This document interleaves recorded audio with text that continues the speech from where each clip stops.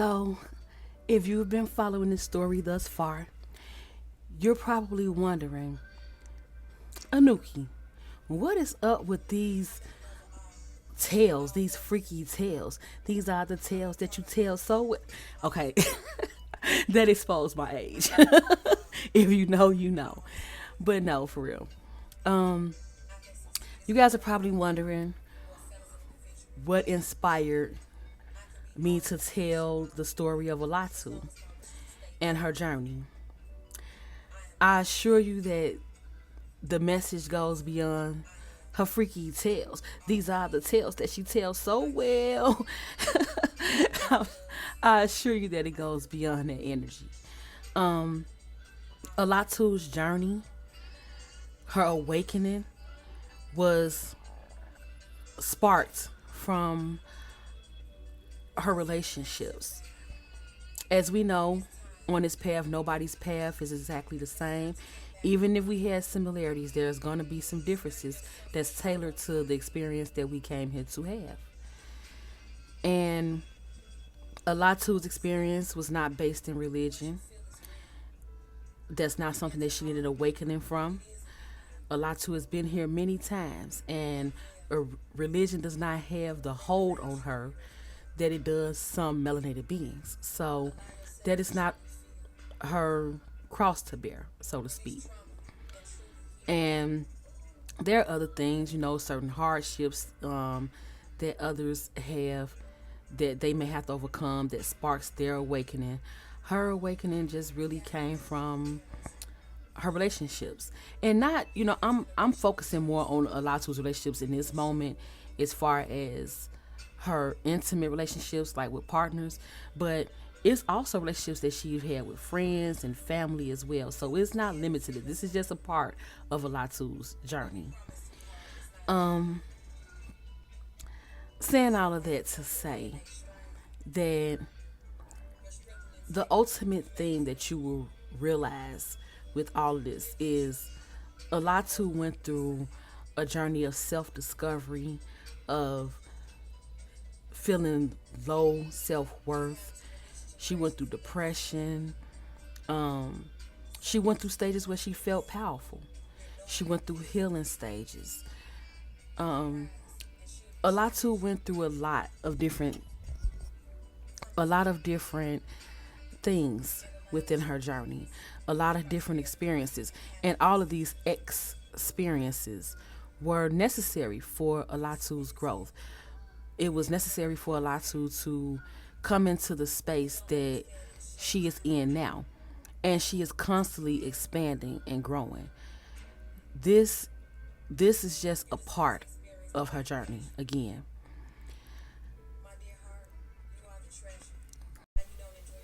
If Alatu would look at this journey and say, look at all the men that betrayed me, look at all the men that hurt me, and that's all she ever took from these lessons, from these experiences, she would have no growth. This is not to say that the things that she experienced with these beings that she didn't experience. This is not to say that they didn't do exactly what I'm expressing that they did. This is not to say that.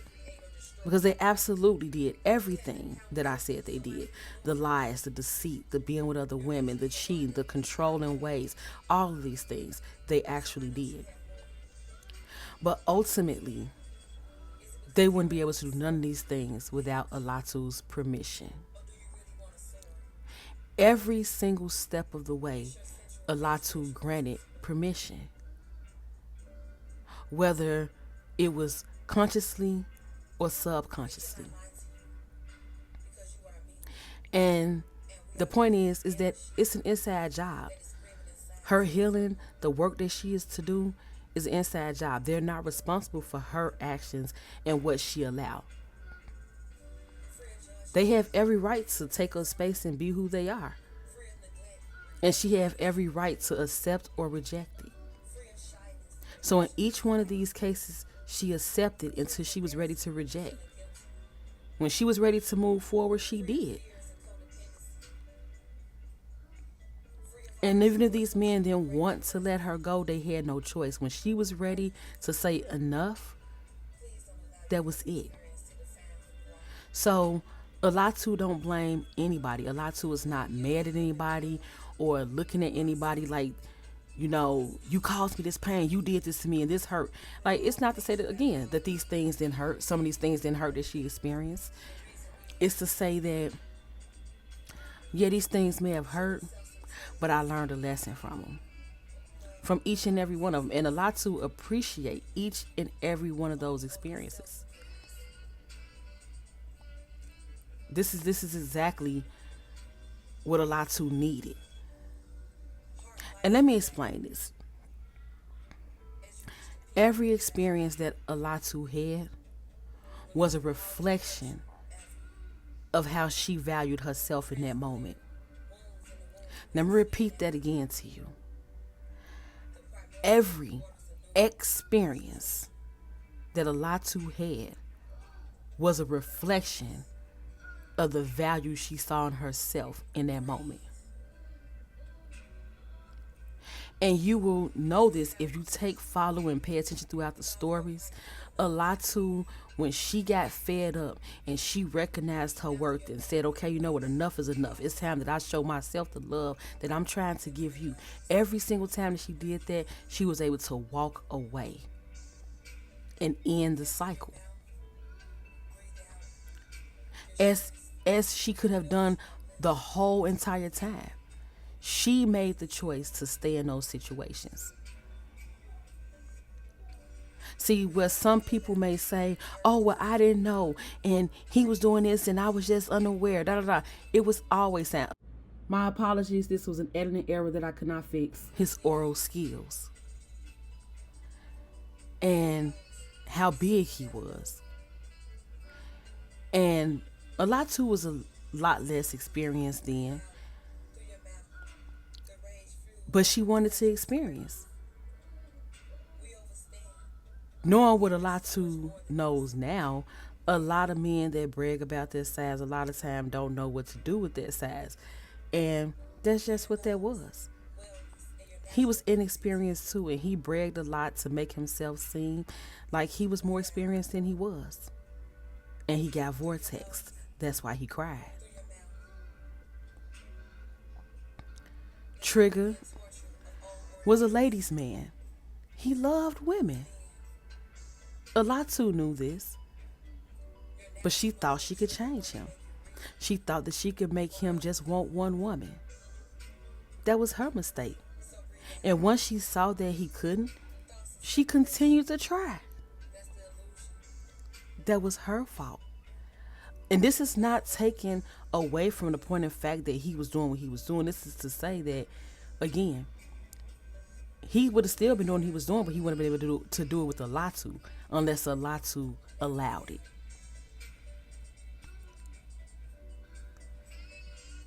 With Rashid, Allatu could have way sooner found out that Rashid was actually married. The reason why she did not know is because every single time he looked her in her eyes with tears in his eyes and begged her to not leave him, she ignored that there was a sign.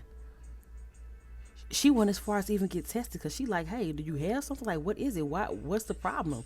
Why do you keep asking me not to leave? Why you keep, like, we're good. Like, they didn't have any issues. So Allatu was so confused as to why he kept asking her this. And like literally with tears in his eyes, like, please don't leave me. Swear, promise me you won't leave me. Put it on your mama. And she would never do it because he knew that was very serious to her, putting things on her mother. So she wasn't going to say that if she didn't mean it. And he would never tell her because she would never put it on her mother. If Allatu would have stepped into her power then and said, oh, you not telling me something? And it's to the point where it's making you react like this. Okay, I'm gonna have to step back till you ready to talk. Till you ready to talk to me. Till you ready to tell me what's going on. And that would have accomplished two things. One of two things: either he was gonna step up and tell her because he really didn't want to lose her, or he was just gonna say, you know what, I might let her go because I know once I tell her, she gonna leave me anyway. Either way, she had the choice and she didn't make the correct choice. In that moment, should I say. She made the choice that was necessary because she still had a good experience until she found out that he was married. Then it just had to be over with. Regardless if they was not together, she was talking to his wife. She knew that they weren't together. They wasn't intimate with each other, any of that. But that wasn't the point. The point was he was dishonest with her. He was keeping something that was very important from her. How could she trust him? With Cain, she knew that Cain was not happy with himself. He was insecure. He was jealous. He thought that everybody that Allatu came in contact with wanted to be intimate with her. And although this may have been true for a lot of her encounters, because it was men and women alike that was trying to be intimate with Allatu. When Allatu is interested in you, you don't have to worry about who else is interested in Allatu. And because he did not trust that fact, no matter what Allatu did, he still wouldn't believe it. He still would think that something was going on. He would still think that she was doing something that would have made him feel betrayed. Which Allatu was not with that at all. She did not want anybody to experience or feel that pain that she had felt before being betrayed. And with him as well. It was one particular time. Nisiko used to have a lot of people at his house. Like relatives, his cousins or something, I think. And one particular time, apparently he was talking to somebody, which she would later find out this was just his MO, but he was talking to somebody on the other line, and she claimed that somebody rather was calling him. Well, he claimed that somebody was calling him, well, his cousin, from work at a certain time every day. So when he would be up talking to Allatu, this person would chime in and call, and she would say, "Oh, hold on." I'm sorry. He would say, "Hold on, my cousin girl calling. Give me a second. Let him talk to her real quick." And one particular time,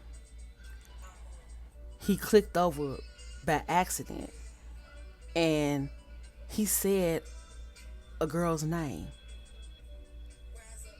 Courtney. And Allatu was like, "What?" And he instantly switched up. "Oh man, my bad. Hold on for a minute." And then when he came back to the phone, he claimed that that was my cousin. Now, being that a lot of the men that was in his background, or like, they kind of did sound alike. And she was just freshly talking to him, so she didn't have his voice down packed like that. And again, a lot of them do sound alike, like just alike. They whole vernacular the same. Their verbiage, their lingo, like everything is the same. So, she wasn't really sure, and she didn't want to cast doubt and project mistrust without really being sure. So she let it go. But later on, she realized that right there was a pivotal moment. That moment happened to expose what he was doing in that moment. But she ignored it. And once she found out about what he was doing, she still stayed.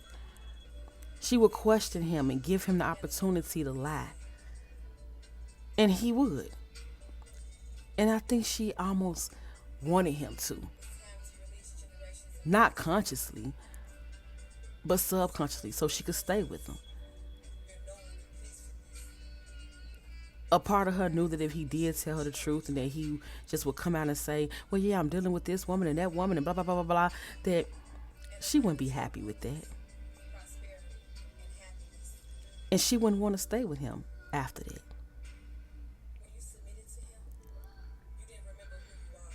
So she knew. And she stayed.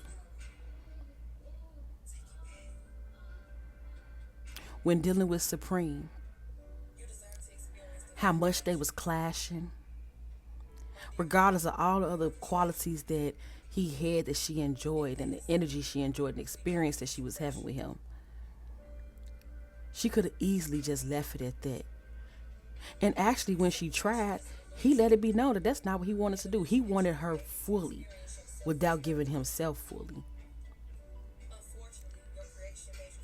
When she recognized what type of timing he was on, she said to him, let's have an open relationship. No, don't want to do that. No, he didn't want to do that. Because he didn't want her attention on anyone else but him. Meanwhile, he could split his attention amongst others. That's what you call an energy vampire, by the way. But during the time that they did have in the beginning, there was an even exchange until it wasn't. And when it wasn't anymore, Allatu had the option to just walk away and let him be. But she didn't right away. She eventually did, but she didn't right away.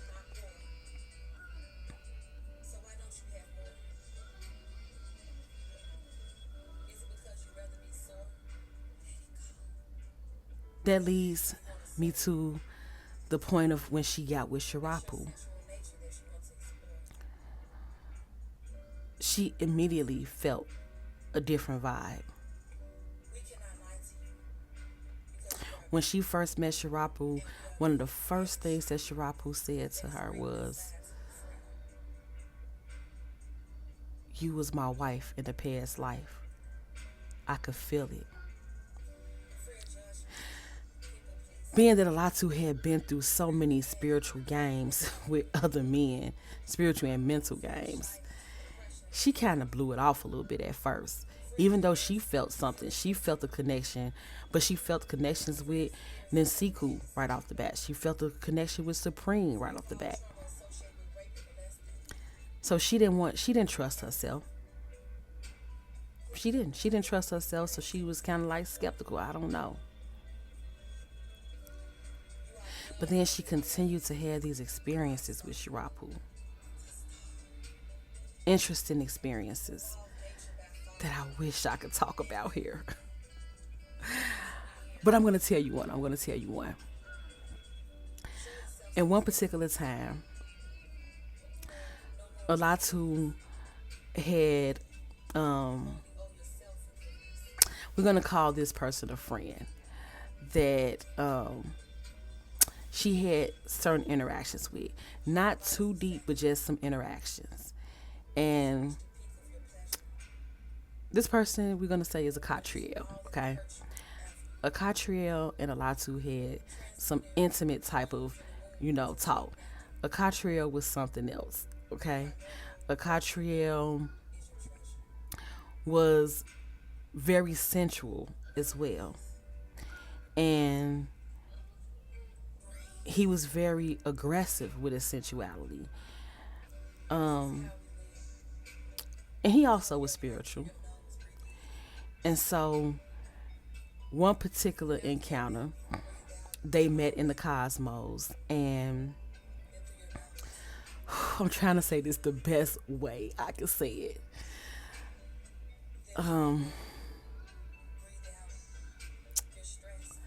Allatu ravaged his face. That's the best way I could put it. So much so that she knocked his tooth out.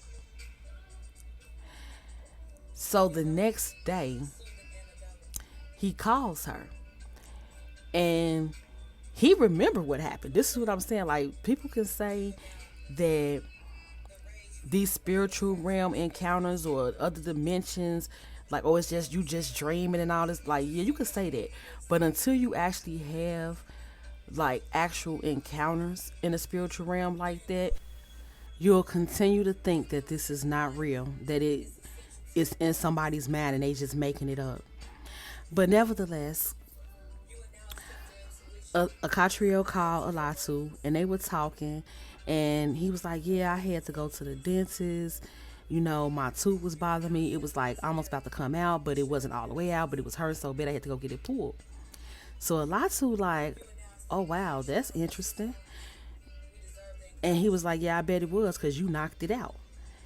And Allatu mouth hit the floor like, what? Because she remembered how she was just so rough and how she was ravaging him. She was so rough. When I say, I would like literally, I would have to tell you, like, this would literally have to be a whole nother story in Patreon. Like, for real. I can't even go into these. I can't even say it nowhere near the way I want to say it on this channel. But she ravaged him. I'm talking about like rough. And so she knocked his tooth out because she knocked his tooth out in the other plane. So she had no idea that he remembered this. She had no idea that he knew what she was talking about. But she did it. And she knows she did it. So when he said it, she was like, whoa. Like, whoa. So they talk about it. And he like, yeah, I remember like what happened and so on and so forth. And he told her about what she did to him. Okay, boom. So after this, she talked to Sharapu. So Sharapu kind of got like a little attitude. Like, first of all, she would normally have talked to Sharapu before, but he hadn't called her. So when she finished talking to Catriel, she like, reaching out to Sharapu like, what's up? What's up, babe? Like, why you ain't called me yet? What's happening? And he got a little attitude, and he normally don't act like this. So she like, what's going on? What's up, babe? What's happening? And he came out and told her, he was like, I know what you did. And she was like, what? He was like, yeah, I know what you did. And he described another man. It was like, you was with him in the cosmos, and I saw you. And she could not believe what she was hearing. Sharapu described the man. He described a Catriel. And told her that he knew that she had been with this other man in the cosmos. He saw them and he didn't like it. Very interesting. Because she also was with him in the cosmos that Shadow Hour before. And he was saying some things to her in the cosmos that and when I'm saying the cosmos, I'm talking about the spiritual realm. He was saying things to her that she was just kind of like, why you talking like this? Like, what you mean? But at this point, she didn't realize that he knew what she had done prior to their experience. But he was interacting with her in a different way, and he was being rough with her, probably in a response or a reaction. Because normally before that, Sharapu would be very gentle with Allatu, like extremely gentle. So she was kind of like, whoa, cowboy, slow down, But he was behaving this way because apparently he felt like this is what she must want because how rough she was with a Catriel. So he was just basically returning that energy to her. And he also said some things in the midst of that I can't say here, but he said some other things too. And he also remembered that. And he told her, yeah, I was like that because you shouldn't have been doing what you was doing behind my back. Crazy. Again, this is just amongst one of the experiences that Allatu had with Sharapu. Yeah, like I said again, I could tell more things about what happened with Allatu and everybody, because like I say, the stories get a little deep and a little graphic, so I can't really go into detail about them here. But they're worth to listen to. Once I start recording, I'm going to probably record them after this and start putting them on Patreon. It's like little short stories and telling just like, they're going to be a lot shorter than the videos I'm doing now, just to tell like little stories and little situations that happen. But yeah, these things happen, and spiritual contact, cosmic, sex is real. whether people want to believe it or not, is real, because a lot to experience these things. And again, these are not things that she just making up in her head and then just like saying it to the person. A lot to is very wise in the way that she expressed her things. And sometimes she would tell somebody, like if she thought like, okay, I had a dream. But other times when she knew like things felt too real, she would um tell them that, oh, I had a dream, or such, or we connected in the cosmos, and they would tell her what happened. So it's like I say, this is like stories matching, not because a lot who's telling them, hey, this is what happened. They're telling her details of what happened because they remember it also. Because you got to realize that at this point in the game, Allatu was dealing with spiritual men. She wasn't dealing with men that was just vibrating on the physical plane. Everybody from Seiko on was spiritual men, as far as like meaning they were on a spiritual journey, their spiritual path themselves. So they were tapping into things as well. Like I said again, Supreme was a sorcerer. Supreme was about their life. Like I'm not even gonna lie. Supreme was about their life. It was what. Now this is not something in that type of way, but Allatu was going through a situation, a period where she was like dimensionally traveling, but she could not remember where she was going, and it was scaring her because in the physical plane that she was living in, she was not remembering her days. She was like losing days. And so she reached out to, well, she wanted to, but she didn't actually physically do it. She was thinking it, because she was like, hey, like, I think he would be the only one that'll really, get what happened. And every time she'd try to reach out to him, she'll fall back and be like, okay, no, I'm not going to do it because I don't know how he going to take me. I don't know how he going to receive me. So she wouldn't do it. And it's one particular day, it was like 5 o'clock in the morning. She couldn't sleep. And so she had like wrote out a whole big text, like, look, I don't like, just basically like overdoing it. Just over the top. Like, I don't know how you're going to take this. I don't know how you're going to receive this, but no, I need to talk to you. Like, I'm not trying to be on no, get back together type stuff. I ain't concerned about none of that. Like, something is going on with me and I just want to know what it is. Do you know what's happening to me? Whatever, right? Because she went through a certain process with Supreme that she didn't go through with anybody else. So she thought that Supreme would know what was going on. And so she wrote all this stuff out and then she just like erased it. Like, what, never mind. Cause I don't want, cause like I said again, Allatu and Supreme will bump heads. They were both very strong-willed people that really was direct and spoke their mind about everything that they felt. So they bumped heads a lot. Allatu did not want to have no issues with Supreme and want to have to argue with Supreme. So she was like, I'm just forget it. It's all right. But Supreme, being as tapped in as he is, and again, he was a part of an initiation dealing with her. So she was like, he was tapped into her energy.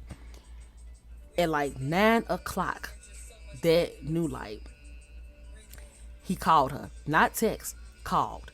And she hadn't talked to him in like 2 or 3 months at this point. So she answered like, what's up? And he like, yeah, what's up? I heard you. What's going on? And Allatu like, he like, yeah, I heard you. What's going on? What's on your mind? And Allatu questioned him first. She wanted to know exactly what he heard. So she like, well, what do you mean you heard me? Like, what, what's up? And he like, well, I heard you calling for my help. And when I hear messages like that, me, I don't doubt it too much. I don't go into the whole, well, why am I, well, what's this and why? He's like, I just roll with it. Something said like, she needs your help. And here I am. What's up? And so Allatu began to tell him what was going on. And he answered her, I'm not going to get all into that, on this. That's not what this is about. But yeah, he felt her energy and he was precise. He knew that she was calling out for help. And like I said again, Allatu did not send that message. She actually erased the message. She did not send it. So he really did tap in. And this wasn't the first time. Like I said again, they was tapping in and tuning in too, which brings me back full circle to Shirapu. When she connected with Shirapu, Well, let me back up a little bit to Supreme again. Um, During this time with Supreme, Allatu was tapping into her magic. She was tapping into sorcery. She wanted to learn about that at that time. And being that he was into that heavily, she thought that that's what he was supposed to be teaching. But it was he came into her life for another purpose. But she thought it was that, like, oh, he came into town. Oh, you into magic, and I was just learning magic. Da da da. And he came into her life for way deeper reasons. And it was like she tapped into a lot. This was where she really learned how to tap into her energy. So wherever she was at, this is what I mean, like wherever Allatu was at in her journey, she attracted a mate to assist her at that time. Even if the experience was painful, I feel like when I look back at Allatu's story, the reason why some of Allatu's lessons was so painful is because when it was time to walk away, when she got what she was supposed to get from, like the lessons she was supposed to get from these experiences, she would not walk away. She would stay longer than she was supposed to stay. This is what caused the suffering, her resistance to change. Once she seen, oh, okay, well, this has ran its course, she would try to stay anyway. And don't get it twisted, because even if that person, they're not gonna let Allatu go. Allatu had some gifts, and it was beauty inside out. As long as she was down for it, these men would not let her go. So she had to be the one to walk away in each case, because it was up to them. Each of them would still be with her if it was up to them. But that kind of set, those things kind of set Allatu up for when she met Shirapu, because Shiratu as well had been going through a training on his own. So they both was going through a spiritual training in different ways. He was being opened up to his gifts. He was accessing things, which, again, I would talk more about that in other videos, but he was accessing things. He had accessed parts of himself as well that he was not aware of. They was doing this on separate ends of the spectrum, but at the same time. They had so many experiences apart from each other, but around the same time, without ever even knowing each other physically in that moment. This was one of the reasons why, later on when Allatu and Shirapu became closer and they started to discuss certain things, they knew how destined they were to connect. You see, Shirapu was a good deity, and he experienced heartache, loneliness, betrayal. He experienced things as well. So don't get this twisted. Like, Shirapu, he had some things in his life that humbled him and taught him how to appreciate and how to have gratitude. But meeting Allatu took that to another level for him, because there were things that, again, when some people come into your life, like they say, when you are ready for the lesson, the teacher appears. He was being prepared, just like Allatu was being prepared. He was having experiences, as I mentioned in the last video, where things was so much mentally bothering him that it was affecting him physically in an intimate way, and he was not able to accomplish the goal of a lasting erection without assistance. When Allatu came into his life, Allatu became that assistance. So the things that he was doing before to maintain that, he didn't have to do none of that no more. None of it. Any type of artificial enhancements that he was using, he didn't need it at all once he connected with Allatu. That was by design. That was because she was that other half to him. That was the piece that he needed. She was his piece. And when I say that piece that he needed, I mean she was that piece that he needed. and take that how you want to take it. Piece or Peace. She was that piece that was missing, that piece that he needed. And once they came together, once that key hit that lock, they unlocked each other. She was his key, he was her key. And so things that Allatu was not able to tap into with others. Allatu said this way back with Cain. She felt it. I know I could be manifesting more than this. But she couldn't manifest the way she wanted to because Cain was like a container. That's the best way. He was like a container for her energy. With a lid and lock and put in a box at the bottom of the ocean. Like, he was like a container. And it was so hard for her to manifest. Like, she could manifest, but it being that it was so limiting, like his controlling ways and insecurities, it was so restricting to her. Her manifestations was so limited. And when she connected with Supreme, he helped her to like feel more comfortable in her manifesting, because she was able to feed off of the things that he knew and the things he shared with her. But when she connected with Shirapu and being able to have that openness, like Shirapu was not jealous, not insecure. He's supportive, encouraging, caring.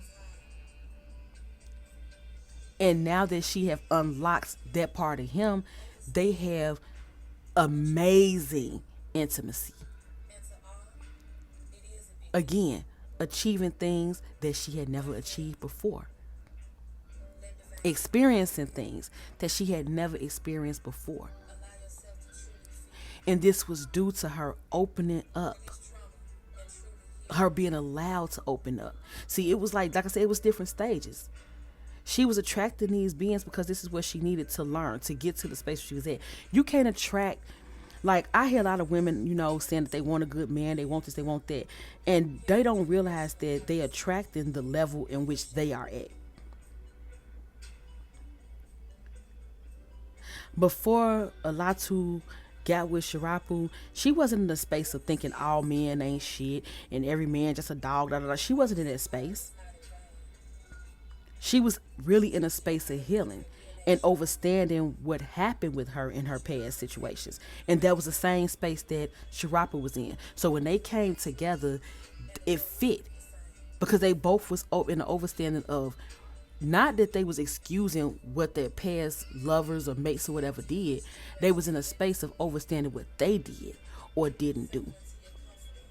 They was in a space of accountability. Well, I made this choice and this is why that happened.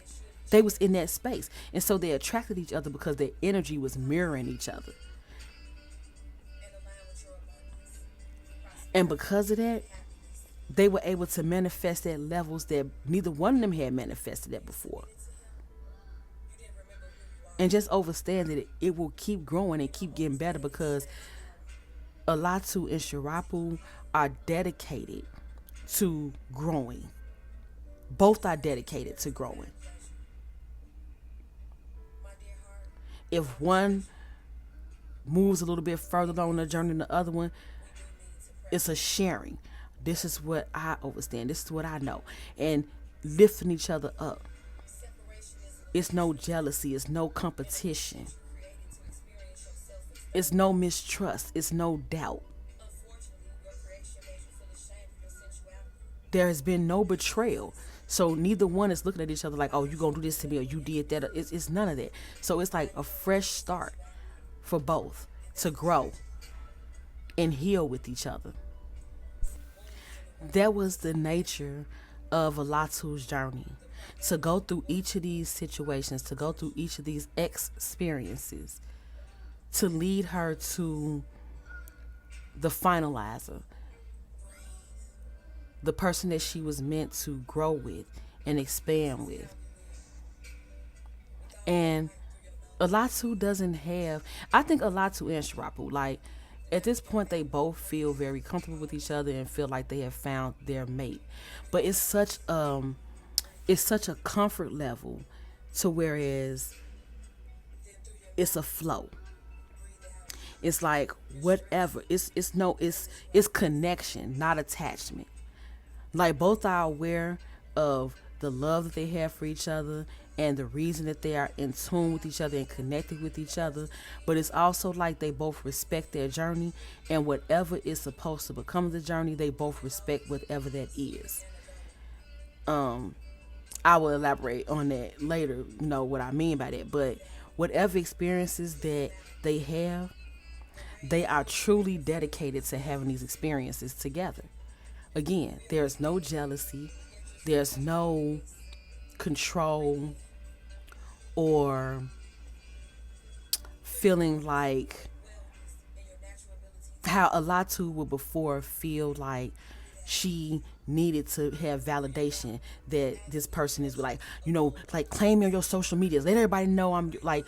Allatu don't feel any of that because the experience that they spend is if the experience that they're experiencing is so real that she don't feel the need to try to broadcast it because she know it's real. It's like me broadcasting it ain't gonna make it any more real or any less real. So I'm good with where I'm at because what we doing, what we experiencing, this is real stuff we doing.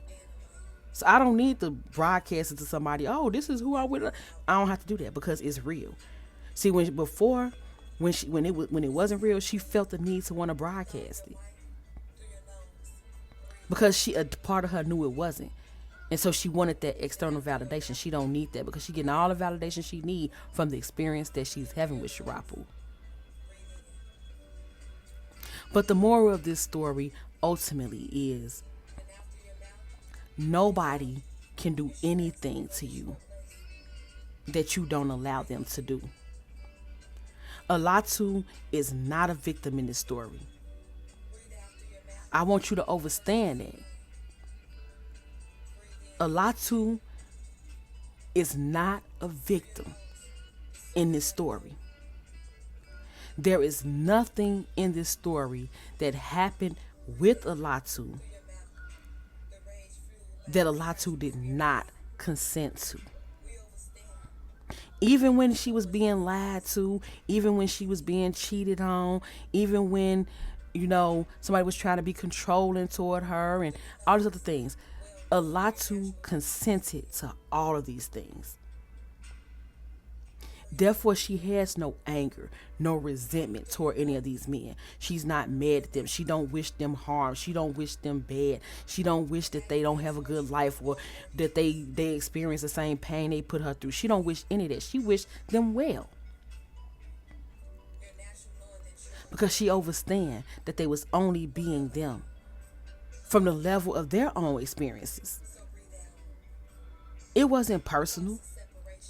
If it wasn't her, it would have been somebody else, and that's real. It wasn't like, oh, I'm just going to do this to Allatu. No. They were being themselves. Allatu was not being herself. So think about that when you want to blame somebody else for the actions that you're taking and the things that you're allowing. And take accountability for your own actions and watch how your life changes as well. Peace. You are chosen. 144,000 chosen trees. Assured. We are the pure alchemists. Transmuting your thoughts into gold. Ariska Gale. Yes, ask me. Meet me in the laboratory.